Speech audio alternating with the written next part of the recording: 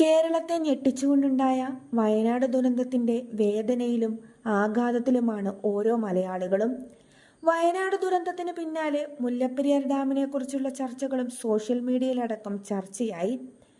മുല്ലപ്പെരിയാർ ഡാമിനെ കുറിച്ചുള്ള ആശങ്ക കേരളത്തിന് മുന്നിൽ ഒരു ചോദ്യചിഹ്നമായി എല്ലാ ദുരന്തങ്ങൾക്ക് പിന്നാലെയും ഉയർന്നു വരാറുണ്ട്.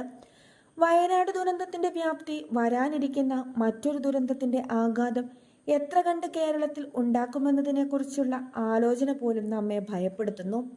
മുല്ലപ്പെരിയാറിൽ പുതിയ ഡാം വേണമെന്നുള്ള ആവശ്യത്തിന് നാളുകളുടെ പഴക്കമുണ്ട്. ഓരോ മഴക്കാലത്തും മുല്ലപ്പെരിയാർ ഉയർത്തുന്ന ആശങ്കകൾ തെല്ലല്ല. കാലവർഷത്തിനൊപ്പം കേരളത്തിന്റെ ആശങ്കയും കനക്കും. 1810 അന്നത്തെ മദിരാസി പ്രവിശ്യയിൽപ്പെട്ട മധുര ദിണ്ടുക്കൽ ഡിവിഷനിലെ പട്ടിണിയും പകർച്ചവ്യാധികളും മൂലം അനേകം പേർ മരിക്കാനിടയായി. പ്രശ്നം ബ്രിട്ടീഷുകാർക്ക് തലവേദനയായതോടെ പരിഹാരമായി കൽപ്പിച്ചു കിട്ടിയ നിർദ്ദേശം വൈഗാ നദിയിലെ ഒഴുക്ക് വർദ്ധിപ്പിച്ച് ആ മേഖലയിലെ കൃഷി മെച്ചപ്പെടുത്തുക എന്നതായിരുന്നു.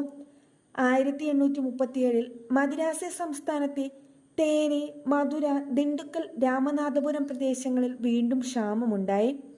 ഇതോടെ ഭാവിയിൽ ക്ഷാമം ഒഴിവാക്കാൻ മറ്റു മാർഗങ്ങളില്ല എന്ന് മനസ്സിലാക്കിയ കമ്പനി അതിനുള്ള പരിപാടികൾ ആരംഭിച്ചു.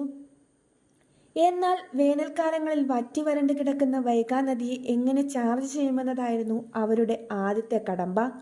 ആ സമയത്ത് തിരുവിതാംകൂറിൽ പെരിയാർ നദി നിറഞ്ഞ് വെള്ളത്തോടെ ഒഴുകുകയാണ്. പെരിയാർ നദിയിലെ വെള്ളം അറബിക്കടലിലേക്ക് ഒഴുകി പാഴാവുകയാണല്ലോ എന്ന ചർച്ചയും ഉണ്ടായി. ആ വെള്ളം എങ്ങനെയെങ്കിലും വൈഗാ നദിയിൽ എത്തിക്കാൻ സാധിച്ചാൽ പകുതി പ്രശ്നം ഇല്ലാതാകുമെന്ന ചർച്ചകളും സജീവമായി. തമിഴ്നാട്ടിലെ രാമനാഥ് മുത്തുനാമി സേതുപതി രാജാവിന്റെ പ്രധാന ആയിരുന്നു ഉതിരുപിള്ള. അദ്ദേഹമാണ് ഇങ്ങനെ ഒരു ആശയം ആദ്യം മുന്നോട്ട് വെച്ചതെന്നാണ് ചരിത്രം പറയുന്നത്.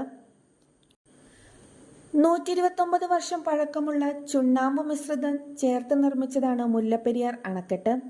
എന്നാൽ വർത്തമാനകാലത്തിൽ ഒരേ സമയം തമിഴ്നാടിന് കുടിവെള്ളവും കേരളത്തിന് മുകളിൽ ജലഭൂമുമായി മുല്ലപ്പെരിയാർ പരിവർത്തനം ചെയ്യപ്പെട്ടു.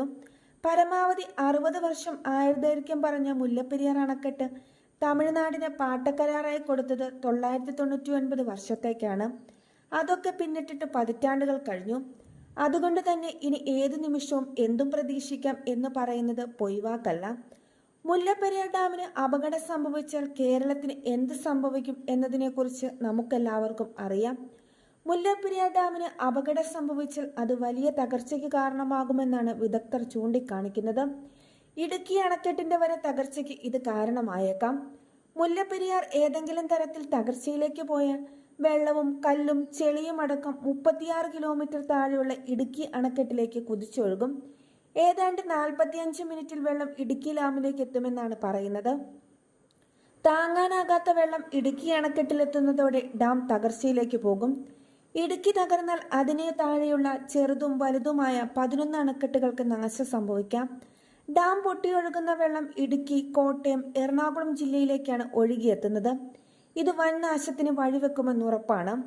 കാലാവസ്ഥയുടെ മാറ്റത്തിനൊപ്പം പ്രകൃതിയിൽ വരാനിരിക്കുന്ന വ്യതിയാനങ്ങളും കേരളത്തിന് മേൽ വൻ ദുരന്തത്തിന്റെ മുഴക്കങ്ങൾക്കാണ് മുല്ലപ്പെരിയാർ ഉയർത്തുന്നത്.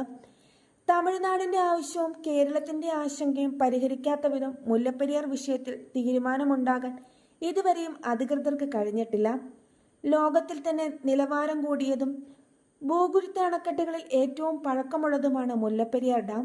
പുതിയ അണക്കെട്ട് എന്നത് കേരളത്തിന്റെ കാലങ്ങളായുള്ള ആവശ്യമാണ്.